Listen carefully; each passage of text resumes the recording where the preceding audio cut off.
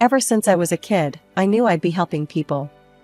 Growing up, every time I patched up a scraped knee or helped soothe a fever, it felt right. I'm Anna, by the way. My journey into the medical world wasn't glamorous, but it was mine, and I clung to it with everything I had. The university was my escape and my battlefield. I wasn't the top of my class, but I hustled hard. Nursing wasn't just a program, it was a ticket to making a real difference. And hell, I worked every angle, from grueling night shifts at the local clinic to volunteering at blood drives. Anything to build that resume and keep the scholarships coming. After getting my degree, I stayed in the city. The hospital gigs were fine, but something was missing. That's when I stumbled into cosmetology. It might not sound like life-saving stuff, but you'd be surprised how much a good skin day can mean to someone who's been battling acne or scars. I hustled some more, saved up, and eventually, with a chunky loan weighing down my bank account, I opened my own small office. It was just a tiny room in a shared space, but it was mine. It was at one of these rare gatherings with friends, you know, the kind where you realize you haven't seen each other in ages and everything just clicks, that I met David. He was a friend of a friend, typical setup. "So, you're like a nurse or something?" David asked, beer in hand, an easy smile on his face.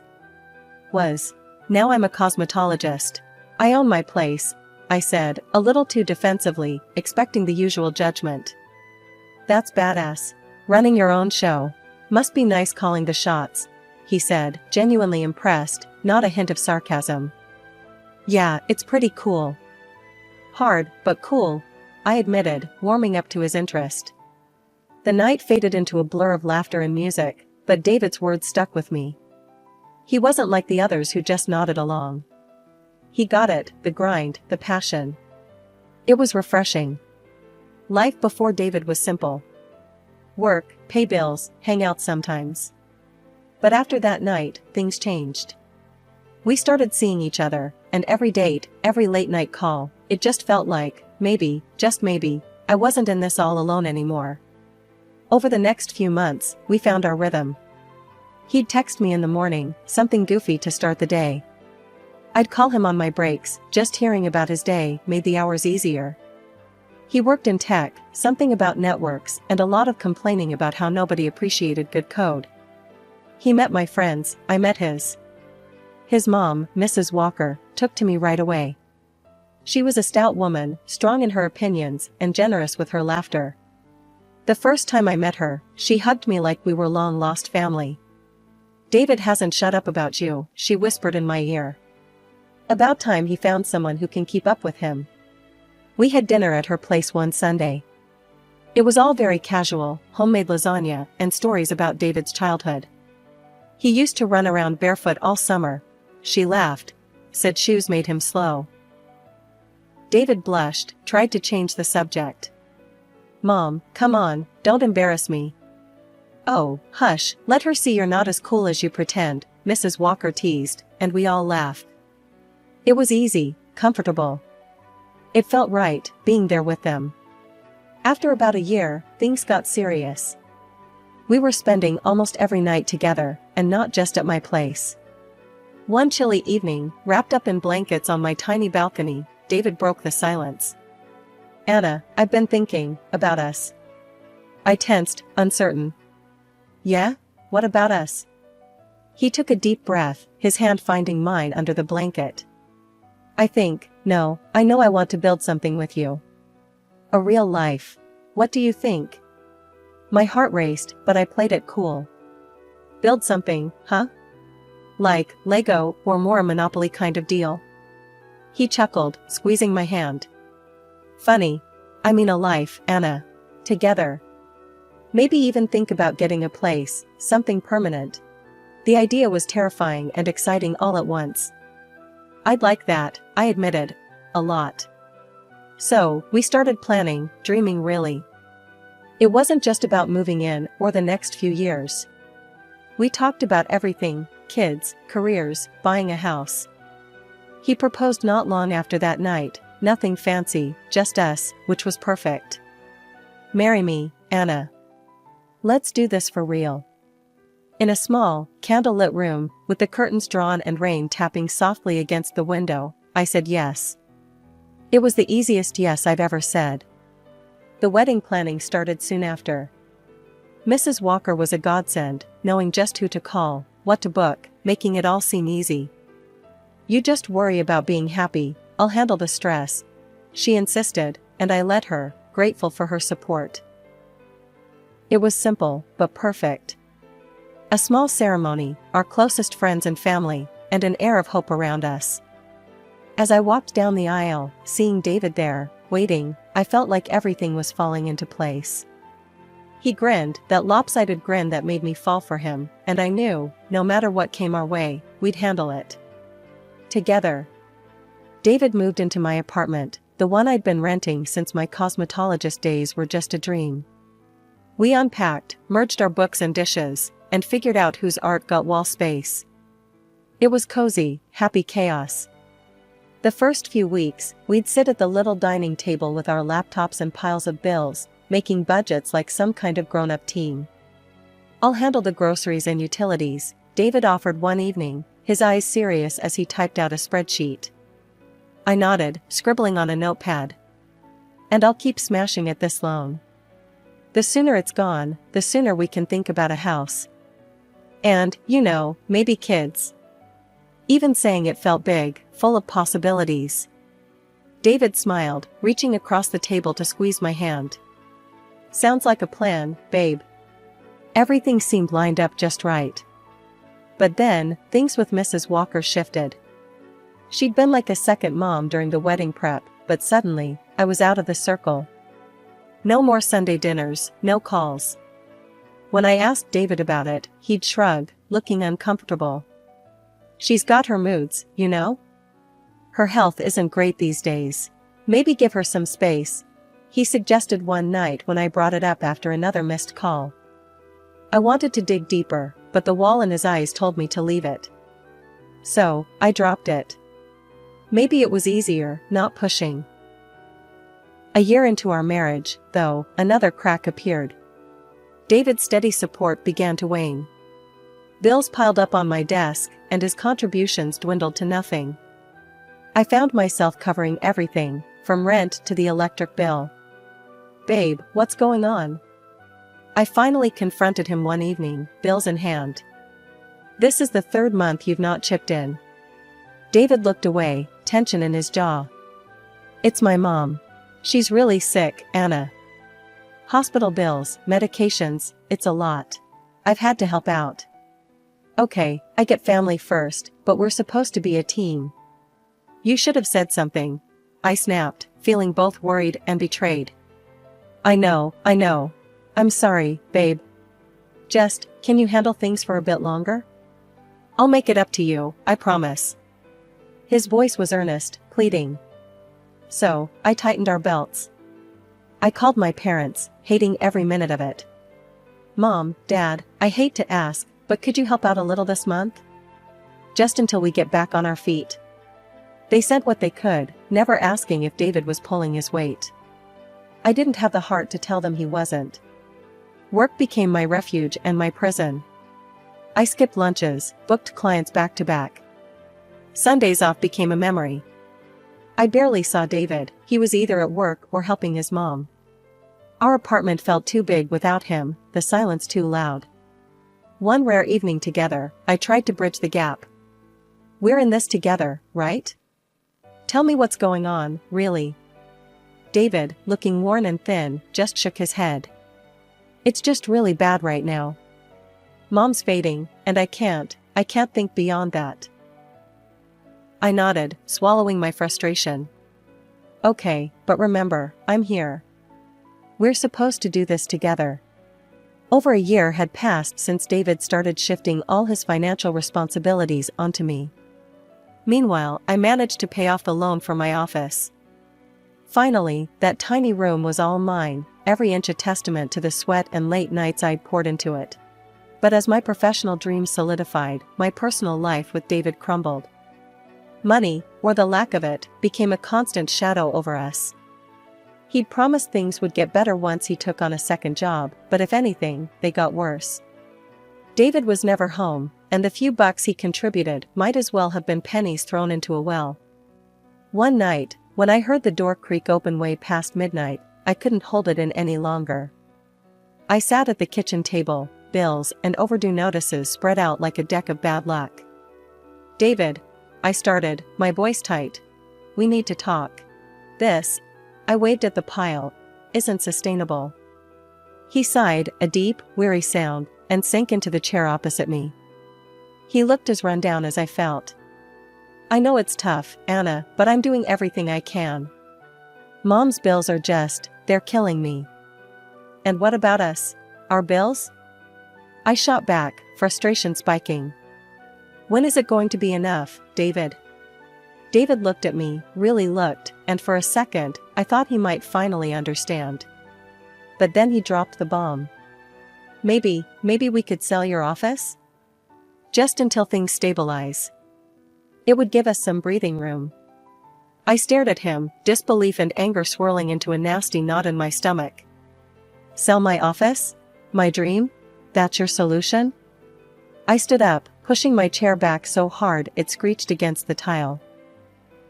David flinched, but pushed on. "It's just until we get back on our feet.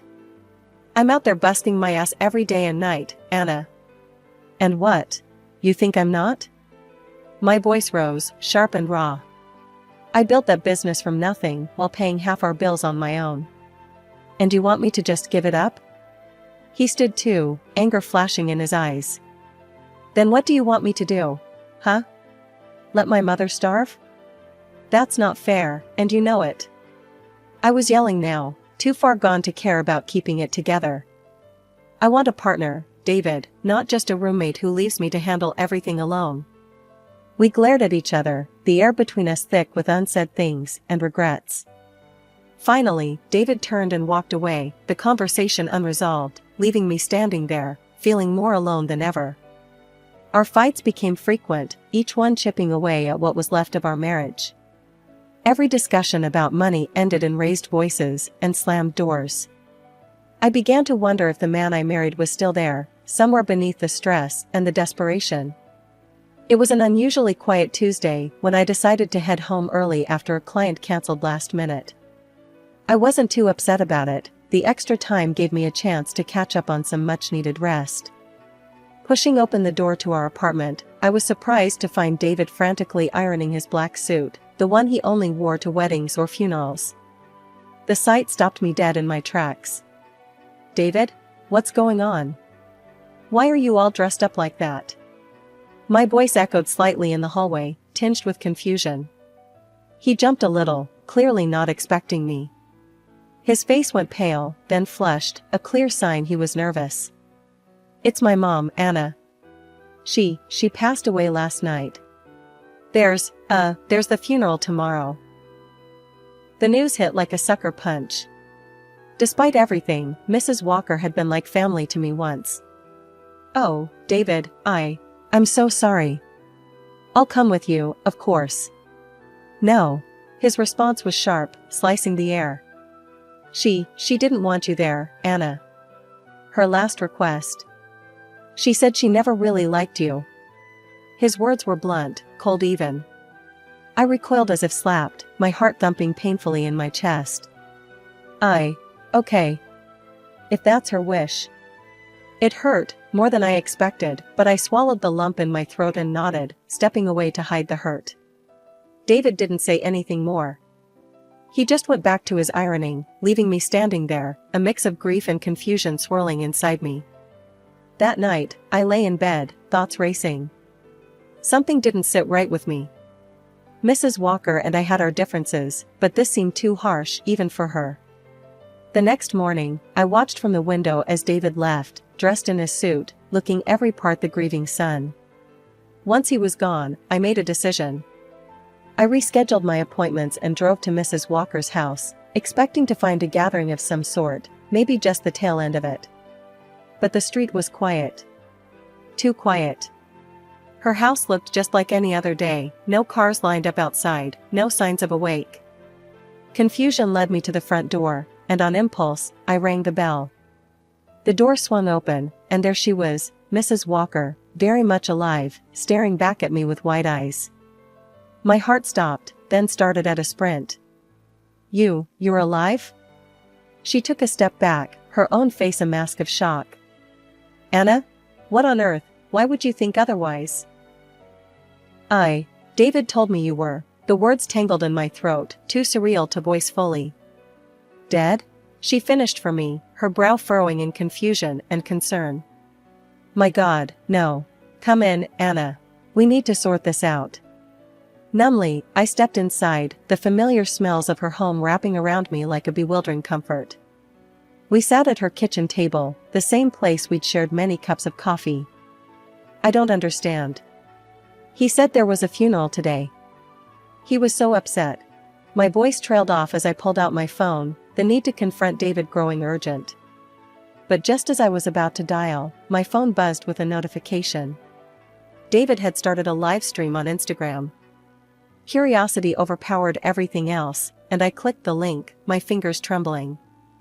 There was a live broadcast of the funeral. But who was in the coffin if David's mother was sitting next to me? We needed to find out the truth, so we went to the funeral, finding out the exact address in one of the comments. As we drove, I couldn't help but replay the last few years in my mind, trying to piece together the deception. "So, he told you I didn't want to see you?" I asked, turning to look at her as she focused on the road. "Yes, and I believed him. And all this time, I was sending him money because he told me you were struggling with debt, that creditors were after you," Mrs. Walker explained, her voice tinged with hurt. I shook my head, feeling the weight of missed connections. "That's not true. He told me you were sick, and that you didn't want anything to do with me. He said visiting would stress you out. He's been lying to both of us, playing us against each other." We drove in silence for a while, each lost in our thoughts, until we reached the cemetery. It looked exactly like you'd expect a place of mourning to look, somber, quiet, with people dressed in black milling about. We parked a little distance away, not wanting to draw attention to ourselves. As we approached, we stayed on the fringes, close enough to hear, but far enough to remain unnoticed. I spotted David, standing beside a grave with a group of people I didn't recognize. They were all consoling him. Curious and cautious, we edged closer to some of the attendees who looked less involved. Mrs. Walker nudged me, and I cleared my throat before speaking to a somber-faced woman standing nearby.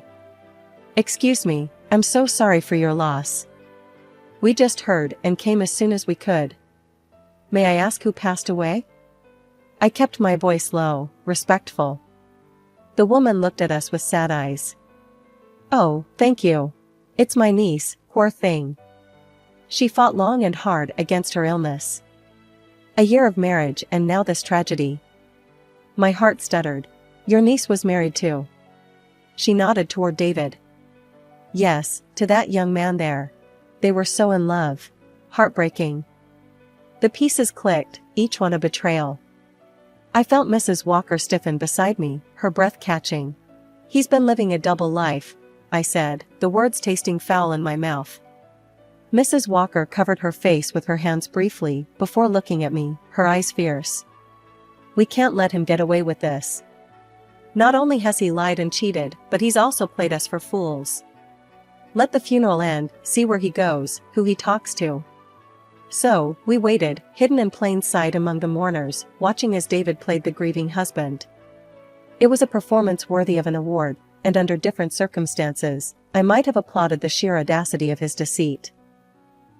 After the funeral, Mrs. Walker and I slipped into her car, keeping a low profile as we trailed behind David and the grieving parents of the woman he claimed to love. They drove to a large, beautiful house, its door standing open. We parked a bit away and walked up quietly, unnoticed in the chaos of guests and condolences. Stepping into the house, the murmur of voices from the living room guided us. We hovered just out of sight, catching the tail end of a conversation that made my blood run cold. "He's like a son to us now," the deceased woman's father was saying, his voice thick with emotion. "And we've decided, in light of our daughter's passing, to leave him everything, the house, our business." It's what she would have wanted. David's response was choked, a sob breaking through. Thank you. I've lost my parents years ago, and having a family again means everything to me. Suddenly, Mrs. Walker couldn't contain herself any longer. She burst into the room, her voice a sharp crack in the solemn atmosphere. When exactly did I die, David? The room fell silent, all eyes snapping to where we stood. David's face went from grief-stricken to ghostly pale, his eyes wide with shock. I followed Mrs. Walker in, my own anger bubbling over. Yeah, David, what's going on? How could you marry again? Did you forget you already have a wife? The parents of the deceased woman looked from me to David, confusion turning to horror. What is she talking about, David? Married? To her? David stammered, his earlier composure crumbling under the weight of his lies. It's not like that. I can explain. Explain? Explain how you've been lying to us all this time? The father's voice boomed, his initial kindness curdling into fury. David's desperation was palpable as he turned to the parents. Please, you have to understand, I was going to fix everything. Mrs. Walker snorted, disbelief and anger etching her features. By faking your mother's death? By marrying another woman while your wife is still around? David looked at me then, his eyes pleading. Anna, I'm sorry. I got into some trouble, some really bad debts with dangerous people. I thought I could fix it before it got out of hand. The deceased woman's mother finally found her voice, her grief morphing into outrage. Get out of our house. We will be calling our lawyers. You will give back every single penny. On the front lawn, as David was escorted out by the father, Mrs. Walker turned to him, her voice cutting through the crisp air. I don't ever want to see you again. You are no son of mine. David collapsed to his knees on the pavement, crying out, Please, don't leave me like this. They'll kill me. I just need a chance to make things right. I watched, numb, as he reached for us, his tears leaving trails on his cheeks. But there was nothing left to say. I turned away, the final shred of any affection I might have had for him withering in the harsh light of his deceit. The morning after David's deception unraveled before the world, I was sitting across from my lawyer, a steely-eyed woman named Sharon who had come highly recommended. So, you're telling me he forged my signature on divorce papers? I asked, still grappling with the breadth of David's betrayal. Sharon nodded, her lips a thin line. Exactly. And it was this forgery that allowed him to marry again legally. We've got a clear case for fraud. By the afternoon, I was at the police station, recounting everything to a sympathetic officer who promised they'd take it seriously. True to their word, the wheels of justice spun faster than I'd expected. David was conditionally convicted of document forgery within weeks. During this whirlwind, I also demanded financial restitution for the years I'd unwittingly supported his double life. Between my claims and the lawsuit filed by the parents of his second, late wife, David's facade of a successful, if secretive, life crumbled spectacularly. He did pay, both financially and morally. With his assets liquidated to cover the settlements and his reputation in tatters, David fled the country, chased by the debt still snapping at his heels. With the money I received, I poured my energy into expanding my cosmetology office. New equipment, a fresh coat of paint, and 2 new hires later, it felt like I was finally rebuilding from the ruins David had left behind. In the midst of the chaos, a new, unexpected chapter of my life began. I discovered I was pregnant. The news brought a whirlwind of emotions, fear and joy inextricably linked. But when Mrs. Walker heard, her reaction was nothing but supportive. Anna, this is wonderful news.